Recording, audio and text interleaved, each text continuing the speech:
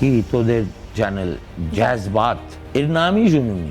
মমতা বন্দ্যোপাধ্যায় যে এখন বঙ্গভূষণ দিচ্ছে, টাকা দিচ্ছে, ওই আমাকে তো দেওয়ার সাহস করেনি, কেননা জানি সুমন্ত থাপ্পড় মেরে মুখের উপর বলে দেবে আমি নেব না। ধর্ষণ পশ্চিমবঙ্গে আগেও হয়েছে, এখনো হচ্ছে, ভবিষ্যতেও হবে। এবং ধর্ষণ তখন একটা প্রতীক হয়ে দাঁড়াতো প্রতিবাদের। সব ধর্ষণ এসে একটা সুতোয় গাঁথা পড়ে যেত, শুধু আরজি কর এটা থাকতো না। গত বছর অগস্ট মাসে ছাত্র জনতা রাস্তায় নেমে পুলিশের গুলি খেয়ে হাসিনাকে উৎখাত করে দিল। ঠিক যেমন নেপালে এই এখন যে জেন জেড বলে যাদেরকে চিহ্নিত করা হচ্ছে, এদের অধিকাংশই আনঅ্যাটাচড পলিটিক্যাল পার্টির সঙ্গে, মানে ভোটের কনটেক্সটে বলবো আমি বলে একবার আমার নিজের বাংলা স্ফিয়ারের একটা এপিসোড করে এই সিপিএম এর বন্ধুদের কাছ থেকে বেদম গাল খেয়েছি।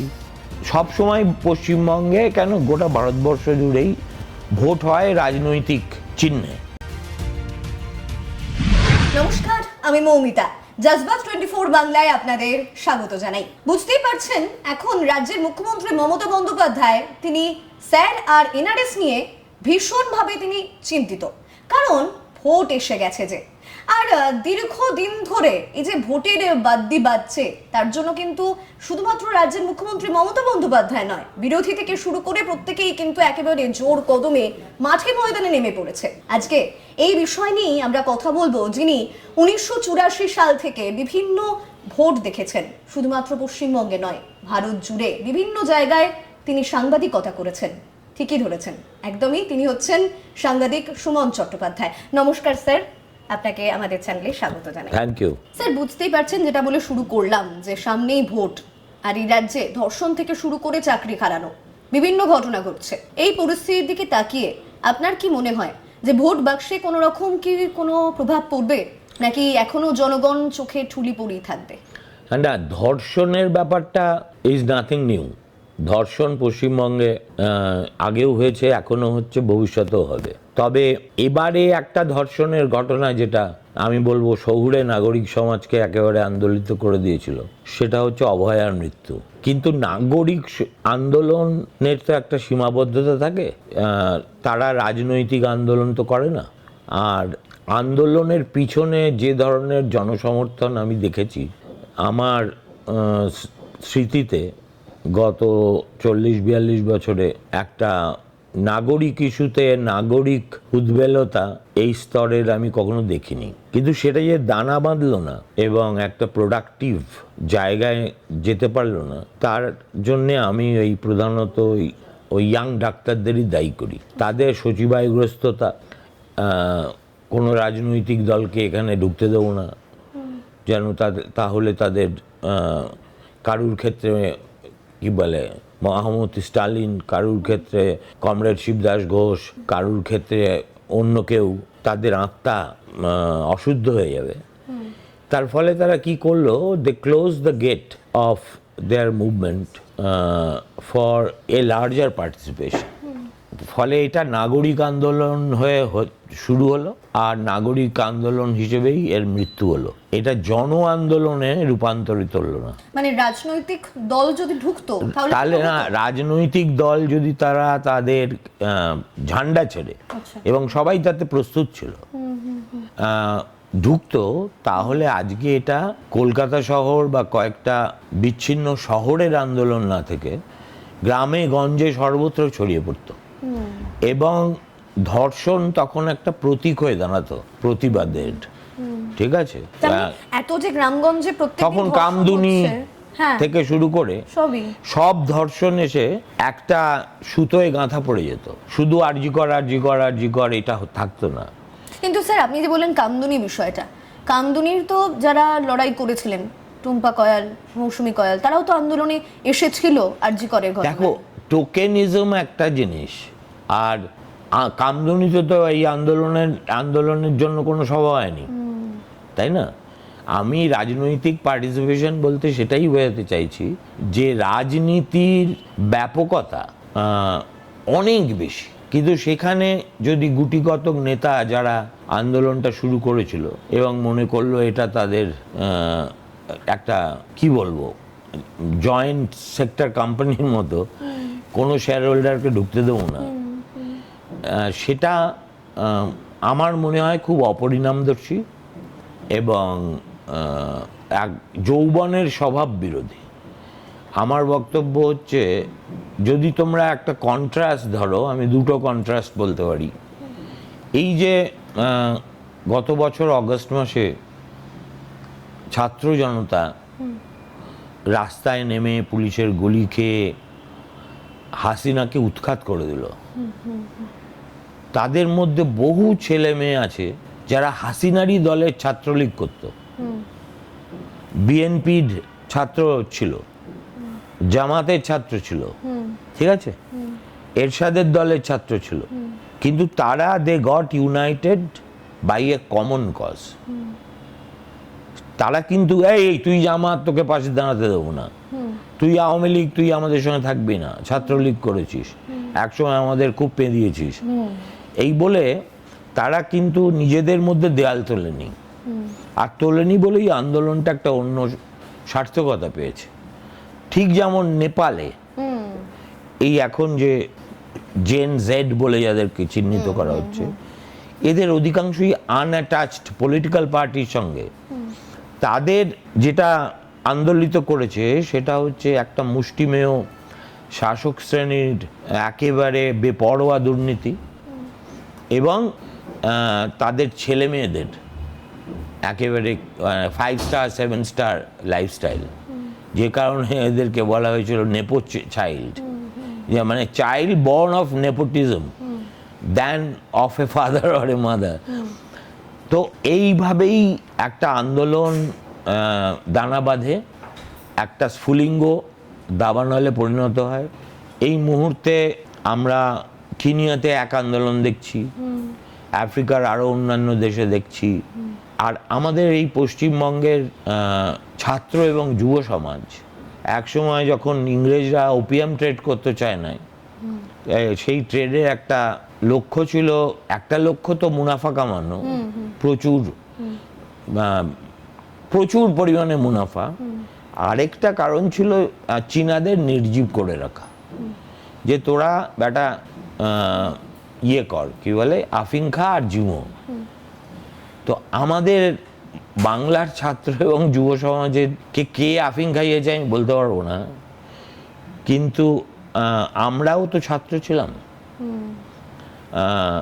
আমরাও যুবক ছিলাম একদা। আমরা এর চাইতে 100 ভাগের 1 ভাগ প্ররোচনায় উত্তেজিত হয়েছি, রাজপথে নেমেছি, ঝগড়া করেছি, মারপিট করেছি, থানা লকআপে গেছি। আজকে মানে youth has been totally either depoliticised or castrated. একসময় আরব দেশগুলোতে বিরাট বিরাট দেখবি কৃষ্ণাঙ্গ ইয়েদের রাখা হতো, তারা রাখা হতো for every other thing except তাতে যাতে তারা কোনো যৌন সম্পর্কে লিপ্ত না হয়, সেই জন্য তাদের ক্যাস্ট্রেট করে দিত। তার থেকেই বাংলা শব্দটা এসছে খোঁজা, ঠিক আছে। তো আমাদের বাঙালি ছাত্র সমাজ, যুব সমাজ একে তো সামগ্রিকভাবে খোঁজা, তারপরে তারা এই যে ক্ষুদ্র নিজেদের রাজনৈতিক দলাদলি, তার উপরে উঠে সামগ্রিকভাবে কোনো আন্দোলন করতে শেখেইনি। সিপিএম এর 10 পিস যদি থাকে, তারা বলবে আমরা এসইউসির সঙ্গে হাঁটবো না, আমরা কংগ্রেস অচ্ছুত আমাদের কাছে। বিজেপি হলে তো উড়ে বাবা, আমাদের জাত পাত সব চলে যাবে, ঠিক আছে। অথচ লার্জার রিয়েলিটি, যেটা মানে ভোটের কনটেক্সটে বলবো, সেটা হচ্ছে, আমি বলে একবার আমার নিজের বাংলা স্ফিয়ারের একটা এপিসোড করে এই সিপিএম এর বন্ধুদের কাছ থেকে বেদম গাল খেয়েছি। সেটা আমি গাল আমি ছোটবেলা থেকে খাচ্ছি, তাতে আমার কিছু যায় আসে না, কিন্তু আমি বলেছিলাম this is a vote were like every voter every political party should also think যে ভোটটা এবার কিসের জন্য। ভোট যদি আমার রাজ্যটাকে বাঁচানোর হয়, ভোট তো সাধারণত এইরকম ক্রান্তিকাল বেশি আসে না। সব সময় পশ্চিমবঙ্গে কেন গোটা ভারতবর্ষ জুড়েই ভোট হয় রাজনৈতিক চিহ্নে, এবং রাজনৈতিক যার যেরকম মত সে সেরকম ভাবে সে ভোটটা দেয়। একদম। আবার ইতিহাসে কোনো কোনো ক্রান্তিকাল এসে যায় যখন history stands at the grass roots, not glass roots, at the cross Rhodes of many many aspirations. তারপরে স্যার আমি থামাচ্ছি একটা বিষয়, আপনি যে বিষয়টা বললেন যে যুব সমাজ এখনো আফিং খেয়ে আছে এবং ক্ষুদ্র রাজনীতি নিয়ে তারা অন্য মাথা কিছু ব্যথা খেতে করছে। পারে। হ্যাঁ, এখন যাই হোক। এখন তো আফিং খায় না কেউ। যাই হোক, হ্যাঁ। মানে এক প্রকার নেশাগ্রস্ত, তারা সঠিক চোখে দেখছে না। উদাসীনতার নেশা। একদম। যুব সমাজ উদাসীন নেশার মধ্যে রয়েছে এবং আর একদল ধরে নিলাম যারা ধরুন এই ক্ষুদ্র রাজনীতি নিয়ে ভাবছে, আর এক দল ধরে নিলাম যারা ধরুন প্রকল্প নিয়ে ভাবছে, লক্ষ্মীর ভান্ডার, শিক্ষাশ্রী, পথশ্রী। তাহলে এই সমস্ত মিশিয়ে আমাদের জনগণ। না, তাহলে ও তৃতীয় যেটা সেটা কিন্তু তার পৃষ্ঠপোষকতা করছে সরকার। একদম। সরকার মানে রাষ্ট্র, তাকে এর সঙ্গে গুলিয়ে দিলে চলবে না। আচ্ছা, জনতার সারণীতে যারা নামবে আমি তাদের কথা বলছি। না আমার প্রশ্ন থাকছে যে তাহলে সবাইকে নিয়ে, তাহলে তারা সবাই যদি এভাবে ক্ষুদ্র নিয়ে মাতামাতি করে এবং উদাসীনভাবে তাকিয়ে থাকে, তাহলে একাধিক ঘটনাগুলো প্রত্যেকদিন ঘটে যাচ্ছে আর আমরা খবরের কাগজ পড়ছি বা নিউজ চ্যানেলে দেখছি। কেন দেখো, কেনই বা পড়ো, কেনই বা দেখো, কেনই বা পড়ো, কিছুই তো আন্দোলন হচ্ছে না। তাহলে সত্যি জনগণ চোখে ঠুলি পড়ে আছে। দেখো এগুলো না খুব ক্লিশে হয়ে গেছে, চোখে ঠুলি পড়া, অমুক তমুক। আই রিফিউজ টু বিলিভ যে এরা চোখে ঠুলি পড়ে আছে। কেননা এক একটা প্রজন্মের তো এক এক ধরনের চরিত্র লক্ষণ থাকে। আমার বাড়িতেই আমার পুত্র আছে, কন্যা আছে, যারা তোমার চাইতে বয়সে বড় একটুখানি, কিন্তু তারা টিভিও দেখে না, মানে এই বাংলা টিভি বা ইংরেজি টিভি, তারা খবরের কাগজও পড়ে না, কিন্তু তারা তোমার আমার চাইতে বেশি খবর রাখে। They are extremely well connected because they are inhabitants of a different age, where we are not only considered outsiders, but আমাদের অবস্থাটা অনেকটা অ্যালিস ইন ওয়ান্ডারল্যান্ডের মতো। এই যুগটা হচ্ছে ডিজিটাল এরা। ডিজিটাল এরা has created havoc in more senses than one. এর অনেকগুলো ভালো দিক আছে আর খারাপ দিকও আছে, সব কিছুরই থাকে। কিন্তু আমার মতে, যেটা আমি এর আগে অনেকবার বলেছি, যে পৃথিবীতে প্রথম একটা মানুষের সঙ্গে মানুষের সম্পর্ক, প্রোডাক্টিভিটি, প্রোডাকশন, কার্ল মার্কসের জন্ম, তারপরে সেটার আবার ফলিত লেভেলে প্রয়োগের চেষ্টা, সবটাই সম্ভব হয়েছিল ইন্ডাস্ট্রিয়াল রেভলিউশনের ফলে। যখন কৃষি থেকে শিল্পে ইংল্যান্ড প্রথম রূপান্তরিত হলো, ঠিক আছে, স্টিম ইঞ্জিন তৈরি হলো, লাইট তৈরি হলো, মানুষের তার আগে পর্যন্ত এগুলো খায় না, মাথায় দেয়, জানতোই না। তারপরে আমি মনে করি এটাকে আমি বলি ডিসরাপটিভ টেকনোলজি। টেকনোলজি অনেক রকম হয়। এক ধরনের টেকনোলজি হচ্ছে জাস্ট আপগ্রেডেশন, হ্যাঁ, যেমন এই হতচ্ছাড়া অ্যাপল করে, হ্যাঁ, আজ এবার বলে দিল সিরিজ নাম্বার 11, পরের বার 12, তারপরে আর সেখানে একটা আধটা ফিচার অ্যাড করে এমন মার্কেটিং করে যেন মনে হয় যেন রাজকন্যাকে আবার নামিয়ে এনেছে, হ্যাঁ, মানুষকে প্রলুব্ধ করার জন্য। কিন্তু আসলে তো তা নয়, আসলে তো স্ট্রাকচার, বডি সবই এক থাকে, ফিচারের বদলায়। সেটাকে বলে একটা আপগ্রেডেশন অফ টেকনোলজি। আরেকটা হলো এমন একটা টেকনোলজি এলো যে অ্যাপলই বাজার থেকে আউট হয়ে গেল, ঠিক আছে।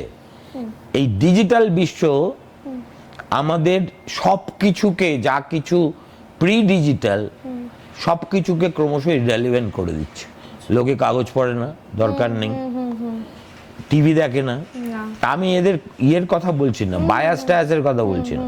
যদি ধরো প্রত্যেকেই একদম সত্যবাদী যুধিষ্ঠির হয়ে নিরপেক্ষভাবে এবং নির্ভীক হয়ে মিডিয়া চালাতো, তাহলে হয়তো একটু ইতর বিশেষ হতো, কিছু বেশি লোক দেখতো, কিন্তু তার বাইরে কিন্তু আর কিছু হতো না। কেননা যে কোনো ইতিহাসের গতি প্রকৃতির একটা ইনএক্সারেবল লজিক থাকে। একবার যদি সেটা ক্যাচ আপ করে, তখন বাকি সব ধূলিসাৎ হয়ে যায়। তারপরে ডিজিটাল আজকে আমাদের মানুষকে এমন একটা জায়গায় এনেছে যেখানে দরিদ্র আর বড় লোকের প্রভেদ ঘুচে গেছে একেবারে ঠিক আছে। আমি একটা ভিডিও করলে তুমিও শুনবে, সবাই সঞ্জীব গোয়েঙ্কাও শুনতে পারে, না শুনলে আমি খুশি হব, আবার গ্রামের লোকেরাও শোনে, হ্যাঁ, যে রিক্সা চালায় সেও শোনে। সবাই so it has a tremendous power to mobilise, ঠিক আছে। এছাড়া আমাদের ব্যক্তিগত জীবনের এবং নাগরিক জীবনের সমস্ত সুখ স্বাচ্ছন্দ্য আহ্লাদ, এই যে ফেসবুকে এত কোটি কোটি মানুষ কিসের জন্য জড়ো হয়? প্রত্যেকটা মানুষের মধ্যে না একটা নিজেকে জানানোর চেনানোর একটা আকাঙ্ক্ষা থাকে। প্রি ডিজিটাল নিজেকে এক্সপোজ করা, হ্যাঁ, না মানে হ্যাঁ আমিও অনু, আমিও কবিতা লিখতে পারি, আমিও গল্প লিখতে পারি, আমিও তোর লেখার বিরুদ্ধে লিখতে পারি, আমিও গাল দিতে পারি। এতদিন পর্যন্ত প্রি ডিজিটাল এজ একটা অবরুদ্ধ সমাজ ছিল, যেখানে কোনো পাঠক বা দর্শক তাদের পার্টিসিপেশনের জায়গাই ছিল না। খবরের কাগজে একটা চিঠি লেখার ব্যাপার ছিল, আনন্দবাজারে আমি দেখেছি এরকম স্তূপীকৃত চিঠি হতো, তার মধ্যে যিনি সেই বিভাগের ভারপ্রাপ্ত তার কতটা কোষ্ঠকাঠিন্য হয়েছে তার উপর নির্ভর করতো কটা যাবে, এবং নির্মমভাবে তিনি চিঠি এডিট করে 2 লাইন 4 লাইন করে ছাড়তেন।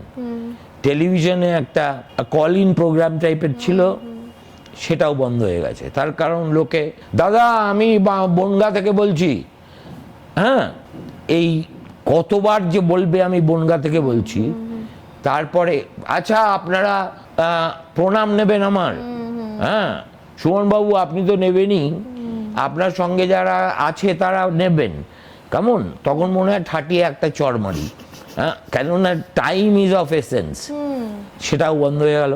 এখন খালি চলে যুক্তিতক্ক, এখন কিছুই চলে না। এখন যেটা চলে সেটাকে বলে হয় কলতলা, হ্যাঁ, নয় রথতলা।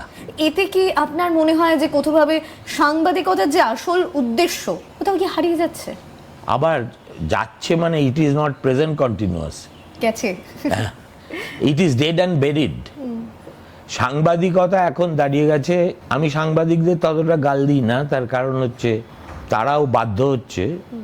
আমার যেটা অবাক লাগে সেটা হচ্ছে ইন্ডিপেন্ডেন্ট জার্নালিস্ট যারা, আমরা যারা কারুর মাতব্বরিতে আর চাকরি করি না, আমি তো এই শেষ জীবনে এসে আমার হলো, তারা এত ম্যানিফেস্টলি বায়াসড না হলেও পারে, এবং তারা তাদের এই যে অ্যাজেন্ডা ড্রিভেন জার্নালিজম, যে আমি তৃণমূলের সব খারাপ আর যাই ঘটবে, না ঠিক আমি জানি পশ্চিমবঙ্গে 20টা চরিত্র আছে যারা বসে থাকে জামা কাপড় পরে, হ্যাঁ, সুন্দর করে সেজে গুজে রুশপমেটম মেখে, যে এই কখন আসবে ওই ইউটিউবার, কখন আসবে ওই ইউটিউবার, কখন আসবে, তার জন্য অপেক্ষা করে।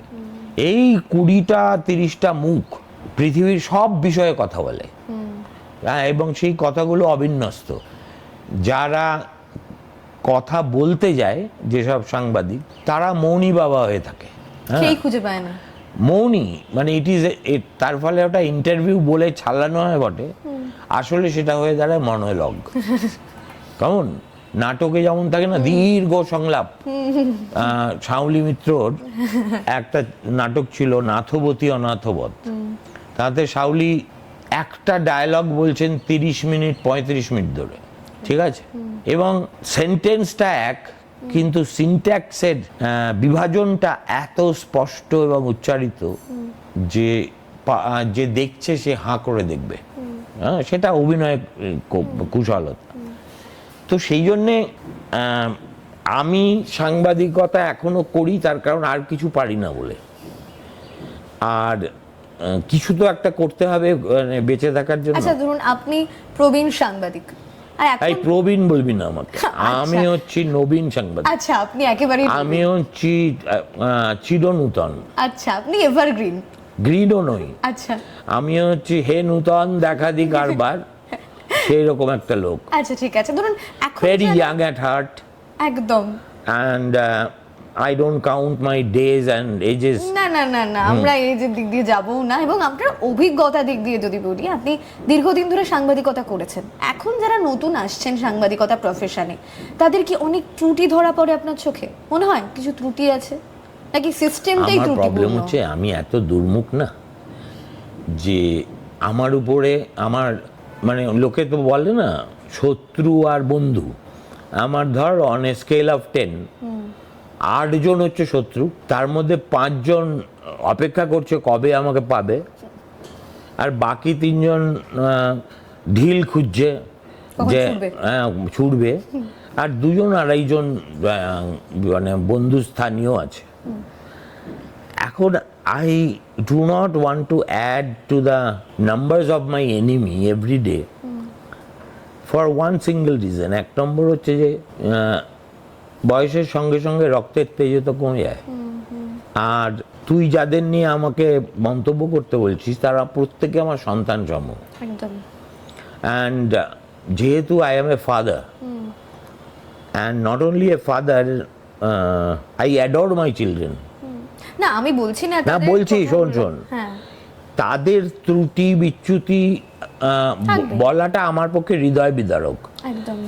কিন্তু তাদের যেটা মূল সমস্যা আমি দুটো বলে দিচ্ছি। আচ্ছা। একটা হচ্ছে তাদের কোনো মেন্টরিং হয়নি। হুম আমরা মনে করি সাংবাদিকতার কোনো ব্যাকরণ নেই, হুম হুম তা তো নয়।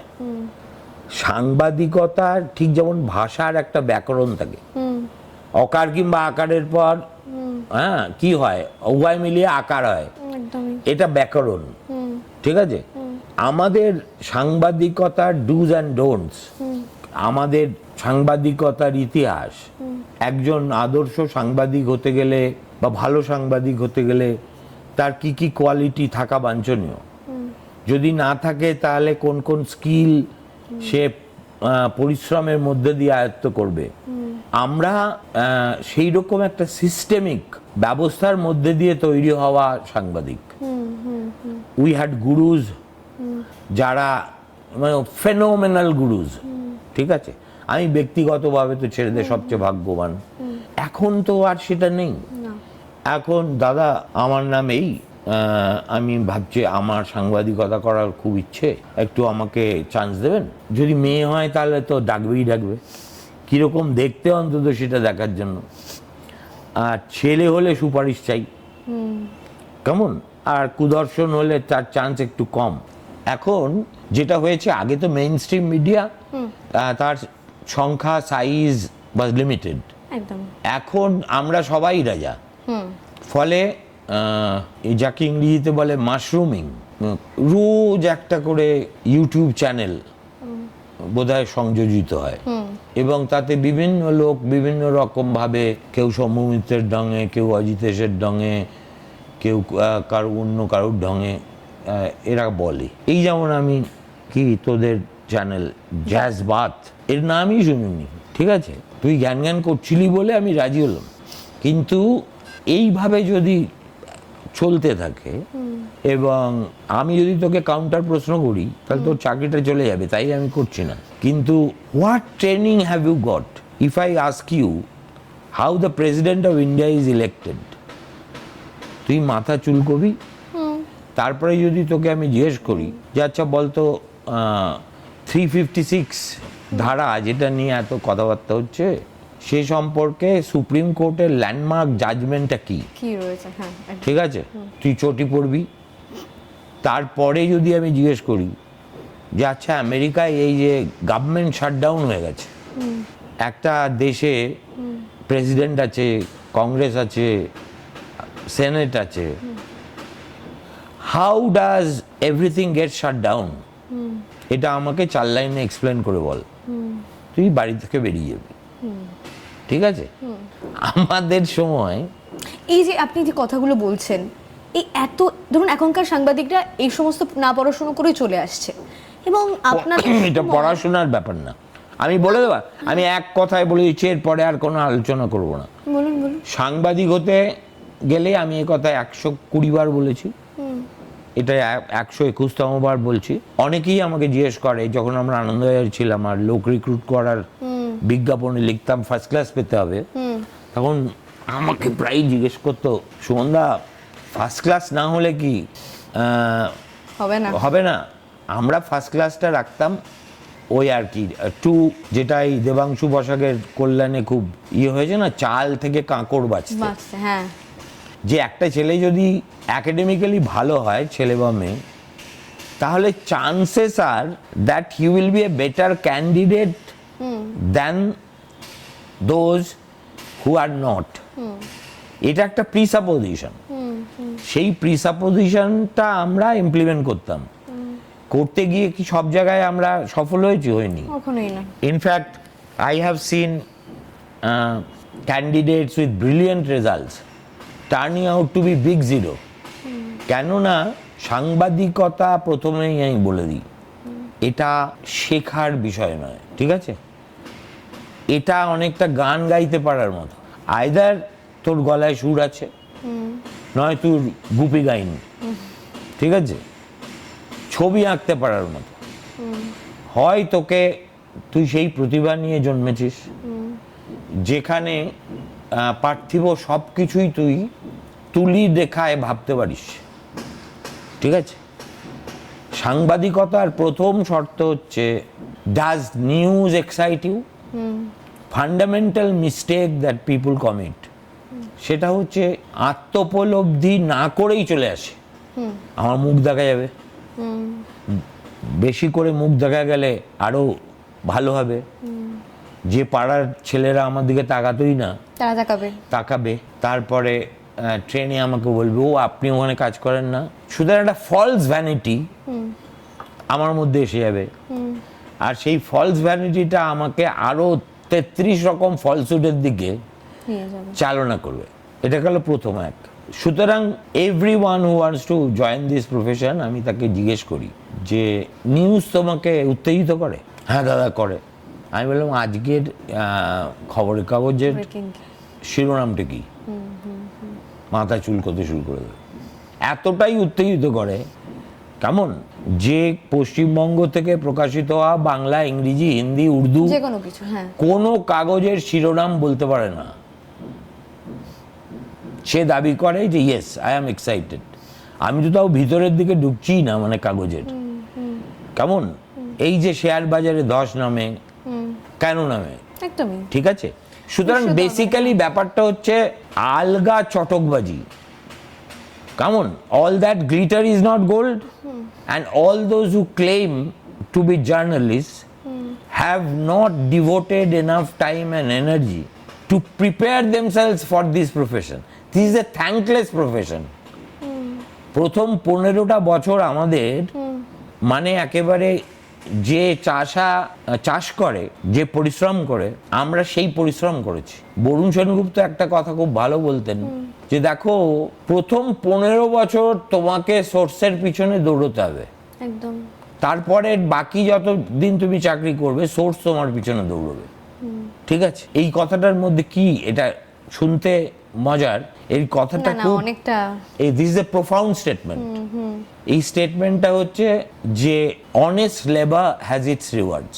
আমি যদি মনে করি প্রথম দিন থেকেই আমি অর্ণব গোস্বামী হয়ে যাবো, রাজদীপ সরদেশাই, বারখা হয়ে যাব, কিংবা বাংলা বাজারের সুমন চট্টোপাধ্যায় হয়ে যাব, তাহলে ইউ উইল ল্যান্ড নোহোয়্যার। আচ্ছা স্যার, আমার একটা প্রশ্ন। আপনি বললেন ফার্স্ট অফ অল এসেছিলি তুই ভোট নিয়ে জিজ্ঞেস করতে, না আমি অবশ্যই চলে গেলি সাংবাদিকতায়। না, ভোটের দিকে যাব, এই প্রসঙ্গ টেনে যেহেতু আপনি বলছেন যে বর্তমান যুগে, আমার কথা হচ্ছে বিপুলায় পৃথিবীর কতটুকু জানি, অবশ্যই এইটা প্রথম মাথায় রাখতে হবে। হ্যাঁ, কেমন সক্রেটিসও জানতেন না, প্লেটোও জানতেন না, অ্যারিস্টটলও জানতেন না, আমি তুই কে হরিদাস পাল, ঠিক আছে? এটা প্রথম জানতে হবে। এবং এখান থেকেই তোমার কৌতূহলের শুরু। না জানার মধ্যে কোনো অন্যায় নেই, লজ্জা নেই। না জেনে সেটাকে চেপে যাওয়ার মধ্যে লজ্জা আছে, এবং at one point in time it amounts almost to crime. আমি না জেনে একটা ভুল করলাম, আমি 100 বার ক্ষমা করে দেবো। আমি জানি না অথচ ভুল করেছি, তাহলে আমি ছাড়বো না, ঠিক আছে? এই মানে আমি বলছি তোকে, এটা তো I cannot take a master class on journalism in this interview. না একেবারেই না। আমি সেটা বিষয় নিয়ে বলছি যে আজকালকার যুগে আপনি বললেন যে বর্তমান যুগে এত মিডিয়া বেড়ে গেছে, প্রলিফার এটাও ডিজিটাল যুগেরই একদমই ডিজিটাল অবদান। মাধ্যম প্রচুর বেড়ে গেছে এবং সেই দিক দিয়ে তাকিয়ে কেন বাড়ছে? তাহলে কি সরকার চাইছে মানে মিডিয়াকে হাতে রাখতে, তার জন্যই কি কোনো না, না, ভয় এই বাড়ছে? দুটো তুইও একদম মূর্খ নাম্বার 1, এটাই আমায় বলতে হবে। সেটা হচ্ছে ডিমান্ড অ্যান্ড সাপ্লাই বলে একটা অর্থনীতির একদম, সূত্র একদম, আছে। হ্যাঁ।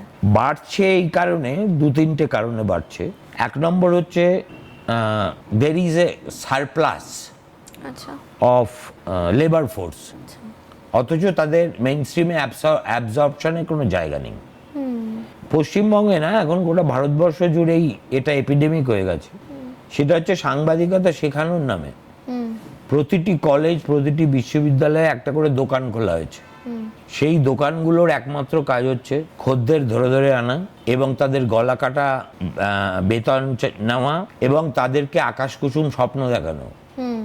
কিন্তু পাশ করার পরে তারা খোঁজ রাখছে। যখন দেখে যে গাছের ছায়া ছাড়া আমার আর কোনো আশ্রয় নেই, তখন তারা কোথায় যাবে? They wanted to be great journalist, কিন্তু ডিগ্রিটা কাউকে দেখাতেও তার লজ্জা লাগে, কেননা দের ইজ নো টেকার। ফলে যদি কোনো এত রিডান্ডেন্সি হয় যে প্রত্যেক বছর ধরে নিচ্ছি পশ্চিমবঙ্গতে কথার কথা 2 লক্ষ ছেলে মেয়ে জার্নালিজম পাশ করে, আর যদি তুই মেইন স্ট্রিম মিডিয়ায় রিক্রুটমেন্ট দেখিস, মেইন স্ট্রিম মিডিয়াও রিক্রুট করা বন্ধ করে দিয়েছে। এখন তারাও ওই সেই মুরগির যখন ব্লাড ফ্লু হয় না, তখন যেরকম কালিং করে, সুস্থ মুরগি অসুস্থ মুরগি কোনো কিছু বাদ দেয় না, সবাইকে হ্যাঁ একদম জবাই করে ছেড়ে দেয়। তো এখন যেহেতু খবরের কাগজগুলো আর নো লঙ্গার পেইং, তারাও তাদের ব্যবসা করতে নাভিশ্বাস উঠছে, ফলে তারা লোক ছাঁটাই করছে, আর যাদের নিচ্ছে তাদের ফুরনে নিচ্ছে। হ্যাঁ, আমার পুরনো সব কাগজ আমি নাম করতে চাই না, না, একেবারেই না। হ্যাঁ, তারা যে পরিমাণ টাকা এখন একটা শিক্ষানবিশকে দিচ্ছে, অত কম টাকা তারা আমার ধারণা 1970-এর দশকেও দিত না। ঠিক আছে, এবং দিচ্ছে কেন? কেননা তাতেই ছেলেপিলে রাজি হচ্ছে বলে। ছেলেপিলে রাজি হচ্ছে কেন এছাড়া উপায় নেই বলে। কেমন আমাকে মাঝে মাঝে ইউটিউবের কোনো ছেলে মেয়ে যন্ত্রণা করে, স্যার একটা ইন্টারভিউ দেবো, আমি দেবো না। আর আমার ভালো লাগে না, না কথা বলতে বলতে বলতে বলতে না। আচ্ছা, এবার আমরা একটু ভোটের দিকে আসি। হ্যাঁ। ভোটের যে প্রসঙ্গ, যে 2011 সালে বিরোধী থেকে ক্ষমতায় এসেছেন মুখ্যমন্ত্রী মমতা বন্দ্যোপাধ্যায়, এখন তিনি আছেন মুখ্যমন্ত্রী পদে রয়েছেন। এই যে দুটো পরিবর্তন বলতে পারেন, একটা মানুষের দুটো লেয়ার হয়ে গেল। এখন কি কোনো পরিবর্তন আপনার চোখে পড়ে যখন তিনি লড়াই করেছিলেন? আমার কথা হচ্ছে এগুলো হচ্ছে আরোপিত বিভাজন। আচ্ছা, আমি 2011 সালে যা ছিলাম, 2025-এ আমি ঠিক একই আছি। আমার মানে চরিত্র যেটা বদলেছে সেটা বহিরঙ্গ। তখন দাড়িগুলো কালো ছিল, এখন সাদা হয়েছে। মাথা ভর্তি চুল ছিল, এখন টাক পড়েছে। তখন আমার ম্যাচও চেহারা ছিল, মেয়েরা এরকম পটাপট প্রেমে পড়তো। হ্যাঁ, এখনো পড়ে না, সেটা বলা যাবে না, বউ কাছে নেই তাই বলছি, কিন্তু সংখ্যা কমে গেছে বা আমার ইচ্ছে প্রবৃত্তি কমে গেছে, কিন্তু আমি কি মানুষটা বদলেছি? সুতরাং human being does not change, he or she remains just the same. 2011 সালেও, আজকে থেকে 15 বছর আগে, মমতার এখন বয়স প্রায় 70। একদমই 70ই। ও যে অনেক ঢপ দিয়ে নানা রকম, ও এমন একজন মহিলা যে ওর 4টে বইতে 4 রকম বার্থডে আছে। ঠিক আছে, সুতরাং এবং বলবে যে আমি 13 বছর বয়সে ম্যাট্রিক পাস করেছি। ঠিক আছে, 13 বছর বয়সে দুধের ডাব্বা নিয়ে ওখানে হরিচাঁদ রেসিডেন্সির মোড়ে দুধ আনতে যেত, ও নাকি পাস করেছে ম্যাট্রিক। ঠিক আছে, মানে she is an absurd woman and a wizard in lies. মানে এইরকম মিথ্যে কথা বলতে আর কাউকে আমি দেখিনি। লোকটা একই ছিল, ওর যেটা অবচেতনে যে সুপ্ত মানুষটা ছিল, যেটা আমরা ধরা পড়েনি আমাদের চোখের সামনে, সেটা বেআব্রু হলো ক্ষমতা পাওয়ার পর। But that does not mean that she was not power hungry. She was power hungry from day one. এবং হার পলিটিক্স যদি ব্যবচ্ছেদ করা যায়, আমি করার চেষ্টা করছি। আমি একটা সিরিয়াস বই লিখছি মমতাকে নিয়ে, শুধু মমতাকে নিয়ে না, আরো অনেক কিছু নিয়ে। মমতাই সেখানে কেন্দ্রীয় চরিত্র। তাহলে দেখবি যে আজকে যা যা জিনিস আমরা মমতার মধ্যে প্রস্ফুটিত হতে দেখছি, তার অঙ্কুরগুলো সব আগেই ছিল। আচ্ছা। কিন্তু অঙ্কুরে আমরা কি করি, যেগুলো বিষ ফল সেগুলো অঙ্কুরেই মরে যাক চাই। আর যেগুলো মনে করি যে এটা কেউ গোলাপ, কেউ গন্ধরাজ, কেউ কিছু মানে হয় সুগন্ধি দেবে, নয় কাজে লাগবে, নয় ভালো দেখতে ফুল হবে, তাই সেগুলোকে রক্ষা করি। আর মমতা যেহেতু একটা বিশেষ সময়ের বিরোধী রাজনীতি করেছে, ফলে মিডিয়া বলুন, অন্য সমালোচকরা বলুন, all of us were taken in by the false aura which she very successfully crafted and created and nurtured around her personality. But that was not her real self. রক্তকরবীর রাজা যদি পর্দা থেকে বাইরে চলে আসতো, তাহলে তাকে কিরকম দেখতে লাগতো সেটা তো আমরা কেউ জানি না। কেমন আমরা জানি কি, আমরা শুধু কণ্ঠস্বর শুনেছি, নন্দিনী নন্দিনী বলে চাচাচ্ছে বিভিন্ন সময় বিভিন্ন রকম গলার মডুলেশন করে। ঠিক তেমনি ভাবেই একটি অতি হতদরিদ্র গরিব বাড়ির মেয়ে, একটা বৃহৎ পরিবারের একজন সদস্য, লেখাপড়া যেটা করেছে সেটা একেবারেই মানে পাতে দেওয়ার মতো কিছু নয়, সে যদি ক্ষমতা পায় এবং নিরঙ্কুশ ক্ষমতা পায়, তাহলে সে কিরকম বিহেভ করতে পারে। কেমন একটা ভিখিরির সামনে যদি আজকে আমার বউ খুব সুন্দর পোলাও, মাংস, চিংড়ি, ইলিশ, কালিয়া, হ্যাঁ এইগুলো দেয়, তারপরে বলে শোনো তোমাকে আমি 6টা হাফ ডজন নতুন জামা কাপড়ও দিচ্ছি, আর প্রতি মাসে এত টাকা করে দেবো, সেই ভিখিরি কি করবে? যেভাবে রিয়াক্ট করবে একটা গরিব পরিবারের লোকজন ঠিক সেইভাবেই রিয়াক্ট করে। আচ্ছা। মমতা ইজ পলিটিক্যালি ক্লেভার, সেই জন্যে ও নিজে পাঁকে হাত নোংরা করে না, ঠিক আছে? কিন্তু তার মানে এই নয় যে ও পাঁকের সঙ্গে ওর কোনো সম্পর্ক নেই। ওর সাঙ্গাতরা করে এবং সেই সাঙ্গাতদের যে লুটের ধন, তার একটা অংশ ওর কাছে যায় না, এটা কেউ বিশ্বাস করবে না। আর ওই যে বুভুক্ষু পরিবারের যে সদস্যরা, তারা প্রত্যেকে এখন কেউ 100 কোটি টাকা, কেউ 500 কোটি টাকা, কেউ 1000 কোটি টাকার মালিক। হ্যাঁ, এলাকার পর এলাকায় তারা বাড়ি কিনে নিয়েছে, এই কিনে নিয়েছে, কোনো হিসেব নেই। কিন্তু এটা জ্যোতিবাবুর পরিবারের কেউ করবে না। জ্যোতিবাবু বাবা, জ্যোতিবাবুর বাবা ওই সময় হোমিওপ্যাথি পড়তে আমেরিকা গেছিলেন, ঠিক আছে? আমাদের এই যে দেখিস LIC বিল্ডিং, ওই বিল্ডিংটার একদা মালিক ছিলেন প্রবাদ প্রতিম ডাক্তার নীলরতন সরকার। আচ্ছা। তিনি স্বাধীনতা সংগ্রামীও ছিলেন, ডাক্তারও ছিলেন। বিধান রায়ের আগে he use to be recognise as number 1, যার নামে নীলরতন সরকার হসপিটাল, NRS। ওই বাড়ির দোতলায় জ্যোতিবাবুর শৈশব কেটেছে। জ্যোতিবাবুর প্রথমে লোরেটো মেয়েদের স্কুলে যেতেন এবং তার একটা ব্রিটিশ গভর্নেস ছিল। আচ্ছা। British governess to take care of the child.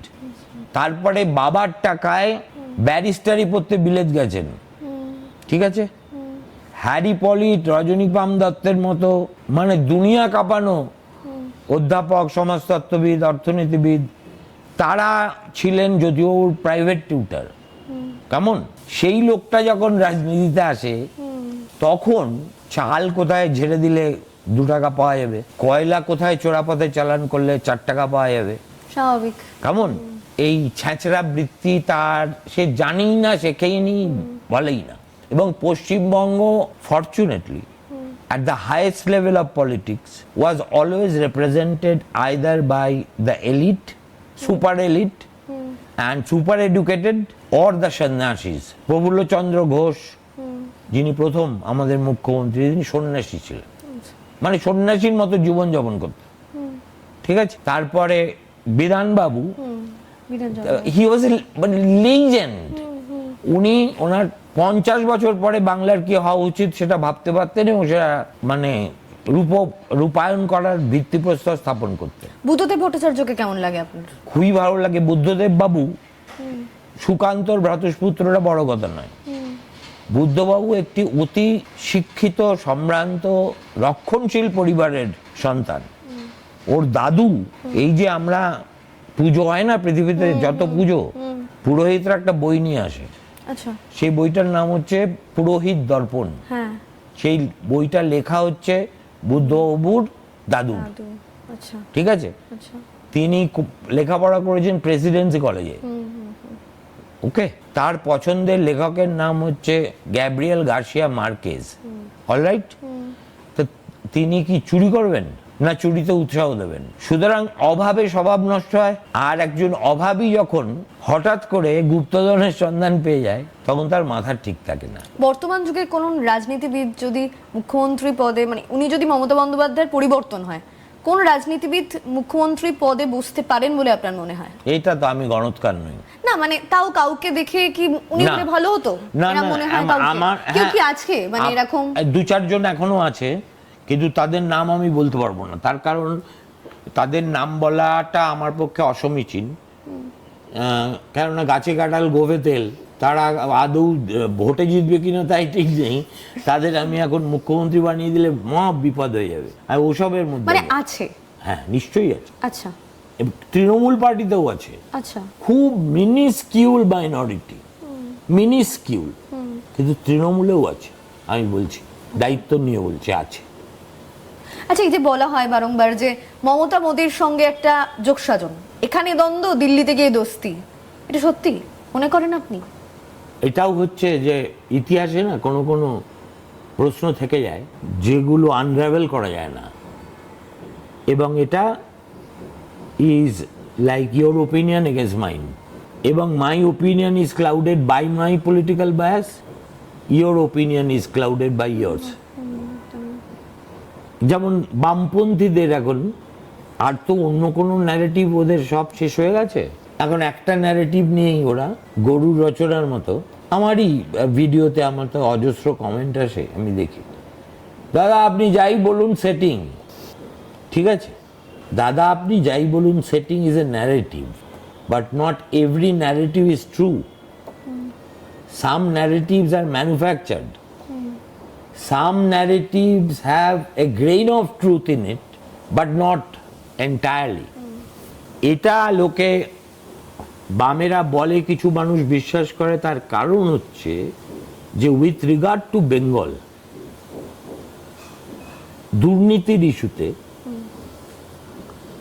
কেন্দ্রীয় সরকার যে প্রতিহিংসা পরায়ণতা অন্য রাজ্যে বিরোধীদের ক্ষেত্রে দেখিয়েছে, এ রাজ্যে তদন্তের রথের চাকা কোনো অদৃশ্য কারণে মুক্ত দলের মোড় অব্দি গিয়ে থেমে গেছে, সন্ধান পাওয়া যায় না। কালীঘাট মুখী আর হয়নি। অথচ people are being for that blood. তাহলে লোকে জিজ্ঞেস করতে পারে, আরে কেজরিওয়াল কি একটা মদের লাইসেন্স দিয়েছিল, তাও সে নিজে দেয়নি, তার জন্য তাকে জেলে ভরে, তার 5টা মন্ত্রীকে জেলে ভরে রাখলে, এবং কার্যত এক ডেস্ট্রয় করে দিয়ে, পালভারাইজ করে দিয়ে দিল্লিটা পুনর্দখল করলে, জেলে পাঠানোর হুমকি দিয়ে শিবসেনাকে ভাঙলে, কেমন? এখন কি শারদ পাওয়ারের পরিবারে শীত কাটলে, এবং এরা দে আর মেজর প্লেয়ার্স, ঠিক আছে। আর তুমি বাংলায় এসে তোমার মনে হয় না যে এখানে তার চেয়েও বড় ঘোটালা হচ্ছে রোজ? টাকা নিয়ে শিক্ষকের পোস্ট যারা বিক্রি করে, আমার কাছে 7 দিনের ক্ষমতা থাকলে আমি কোনো আইন ফাইনের রাস্তাতেই যাবো না, আমি একদম ফায়ারিং স্কোয়াডের সামনে দাঁড় করিয়ে দেবো। বিকজ এর চাইতে বড় ক্রাইম আর কিছু নেই। একটা মানুষ তার স্বভাববশত এই পাড়ায় একটা বিল্ডিং হচ্ছে, সেখানে গিয়ে দাদা চুন আমার কাছে কিনতে হবে, আমিও সাপ্লায়ার হব, এবং সেখানে একটা মানে ইনক্রিমেন্টাল ভ্যালু বাড়িয়ে সে সরবরাহ করবে। সেটা অনেক সময় কি হয় জানিস তো, অনেক সময় এটা লোকের গা স্বভাব হয়ে যায়। কিন্তু আমি যদি জানি যে যে ছেলেটার কাছে আমার নাতিকে হয়তো ডাক্তার হিসেবে দেখাতে যেতে হবে, সে জালি করে অ্যাডমিশন পেয়েছে এবং চ্যাট জিপিটি দেখে পরীক্ষার জবাব দিচ্ছে, দেন আমি তো I will shudder in my bed যে আমার পরবর্তী প্রজন্ম কার কাছে যাবে চিকিৎসার জন্য। জীবন মরণের ব্যাপার। আমার নাতিপুতিরা কোন স্কুলে যাবে, যে স্কুলে মাস্টার নিজেই জানে না যে শুধু মাল দিয়ে চাকরি পাওয়া ছাড়া আর কোনো যোগ্যতা নেই। সুতরাং তুমি যদি শিক্ষকতার চাকরিকে লেনা দেনার বাজারের পণ্য করো, ডাক্তারকে করো, তাহলে you are the worst criminal যারা এই রাজ্য শাসন করছে। ক্রিমিনাল তো দাউদ ইব্রাহিমও ক্রিমিনাল, সেও একই কারণে ক্রাইম করে, কিন্তু সে কিন্তু শিক্ষকের চাকরি বিক্রি করতে যাবে না, ঠিক আছে? সুতরাং এ রাজ্যে এই জমানায় যে ধরনের করাপশন হয়েছে, সিপিএম আমলে কি করাপশন সেই অর্থে ছিল না? ছিল, অবশ্যই ছিল। সিপিএমও চাকরি দিয়েছে নিজের পার্টির ক্যাডারদের, কিন্তু তার মধ্যে there was a method in the madness. Anil Biswas টাকা নিয়ে কাউকে চাকরি দেননি, এবং প্রেসক্রাইব যে যোগ্যতা, সেই যোগ্যতার যিনি স্যাটিসফাই করতে পারেন না তাকেও চাকরি দেননি, ঠিক আছে? খাতা বলে দিচ্ছে দালাল, এই শোনো, খাতায় যদি কিছু লেখো তাহলে কিন্তু আমি কোনো দায়িত্ব নিতে পারবো না, তোমাকে ফাঁকা খাতা জমা দিতে হবে। Can you beat it? তোমাকে ফাঁকা খাতা জমা দিতে হবে যদি তুমি চাকরি চাও। ফাঁকা খাতার চাকরি আর ফাঁকা সরকারের বাহাদুরি একই জিনিস।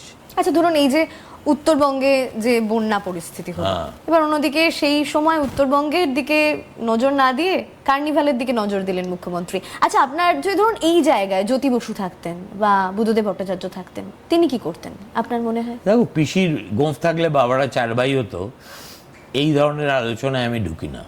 আচ্ছা, প্রথম কথা, বুদ্ধবাবু বা জ্যোতিবাবুর জমানায় কার্নিভালই হতো না, একদম হয়ওনি। কেননা তারা গোড়ার দিকে যখন তারা কট্টর বামপন্থী ছিলেন, আস্তে আস্তে তারাও ডাইলিউটেড হয়েছেন। তারা ওই পুজো আচ্ছা এসব ভদ্রলোকের কাজ বলে মনেই করতেন না। তারপরে যখন দেখলেন আমরা মনে না করলে কিছু যায় আসে না, সমাজ এটাকে মানে, তখন দেখবি ওদেরও একটা উত্তরণ হচ্ছে। ওরা কিন্তু কোনোদিন দুর্গোৎসব থেকে নিজেদের ডিসোসিয়েট করেনি, পুজো থেকে করেছে।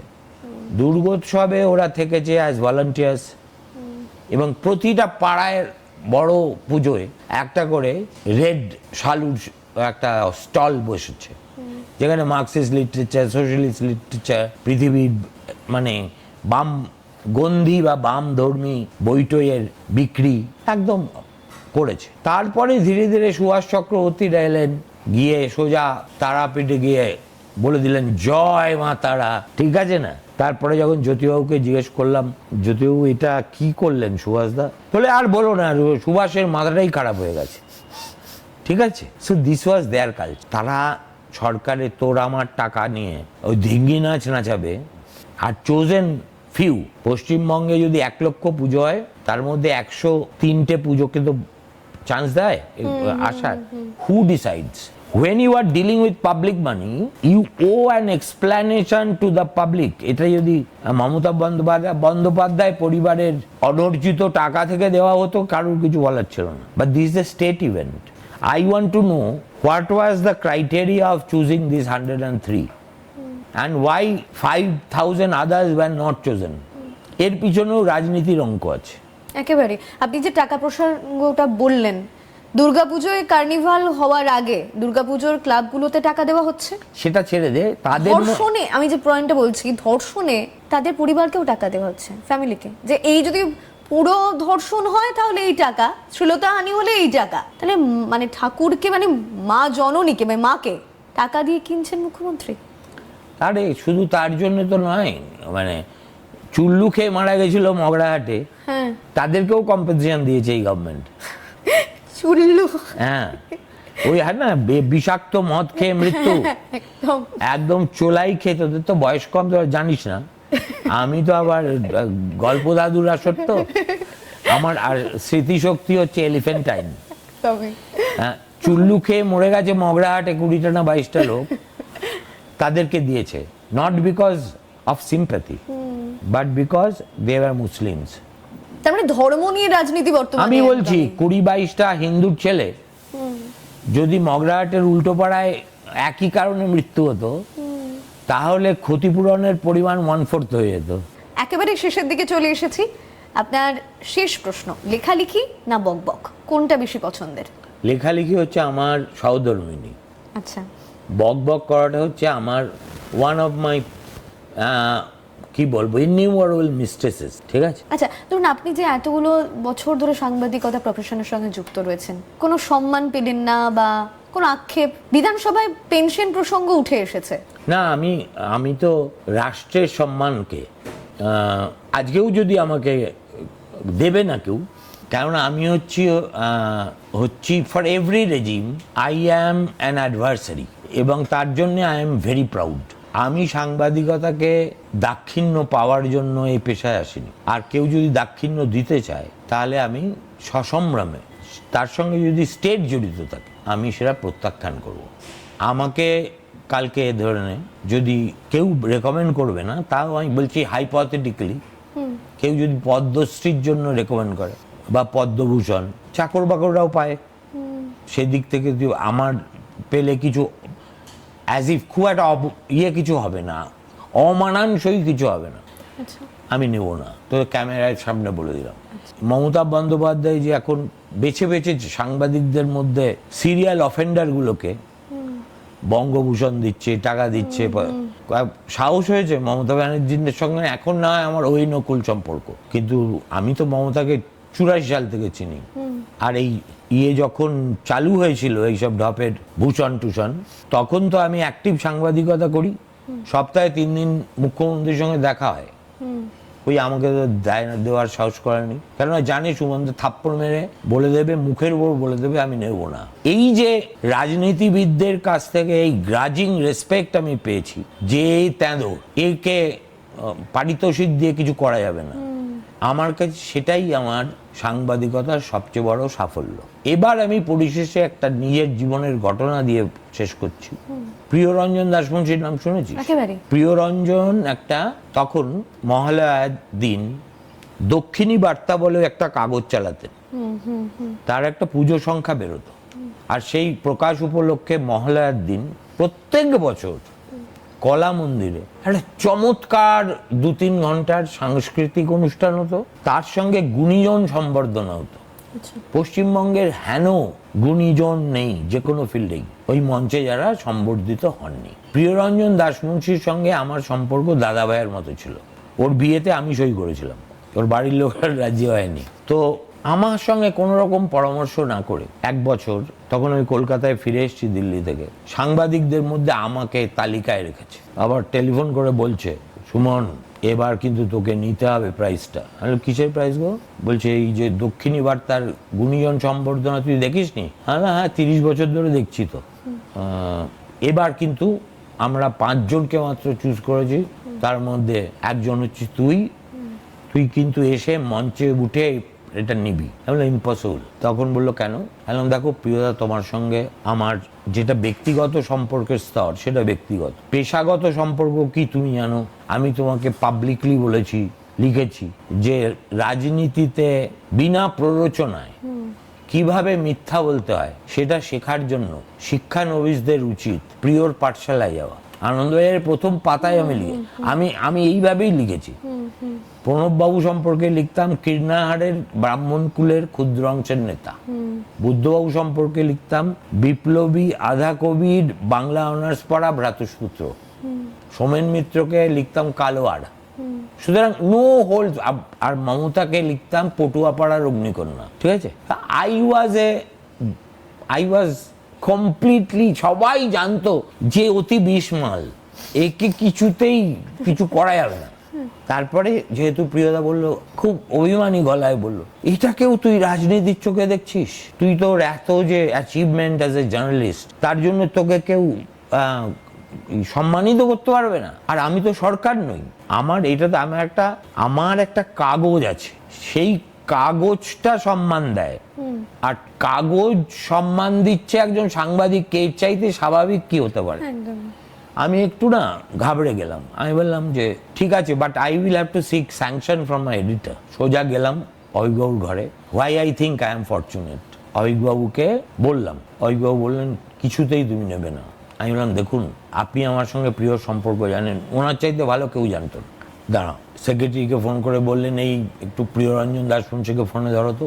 ধরলেন, উনি বললেন কেমন আছেন টাছেন এসব প্লেজেন্ট্রি। বলছে আচ্ছা প্রিয়বাবু আপনি তো সুমনকে খুব ভালোবাসেন তাই না? প্রিয় বলছে হ্যাঁ নিশ্চয়ই।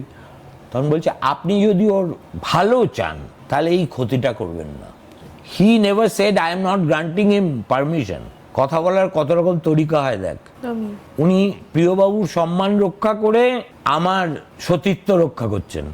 তারপরে প্রিয়দা আমার বাড়িতে এলো, পুজো টুজো কাটিয়ে কালীগঞ্জ, বললো সুমন তুই এইরকম করলি আমার সঙ্গে। আমি বললাম বস এমন একটা পেশার সঙ্গে নিজেকে জড়িয়ে ফেলেছি না, war it is not enough to be fair, but I must also be seen to be fair. A journalist is like a Caesar's wife. কেমন?